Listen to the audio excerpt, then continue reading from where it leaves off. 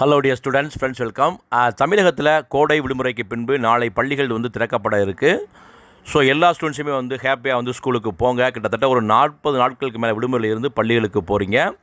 So ஏற்கனவே பள்ளியில் தாமதமாக திறக்கப்பட்டிருக்கு. இதனால் இந்த கல்வியாண்டில் கிட்டத்தட்ட ஒரு 19 சனிக்கிழமைகள் பள்ளி வேலை நாளாக அறிவிப்பு செய்யப்பட்டிருக்கு. அது இல்லாமல் ஒர்க்கிங் டேஸே பார்த்திங்கன்னா 210 நாளில் இருந்து 220 நாளாக இன்க்ரீஸ் பண்ணியிருக்காங்க.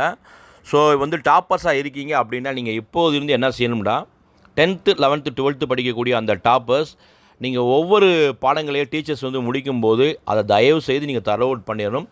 ஒவ்வொரு சப்ஜெக்ட்லேயுமே ஒவ்வொரு யூனிட் வைஸாக ஃபஸ்ட்டு நீங்கள் புக் பேக்கை தரவு பண்ணுங்கள். ஏன்னா புக் பேக்கில் கிட்டத்தட்ட 75% 80% வினாக்கள் புக் பேக்கில் தான் மோஸ்ட்லி கேட்குறாங்க எல்லா சப்ஜெக்ட்டுக்குமே.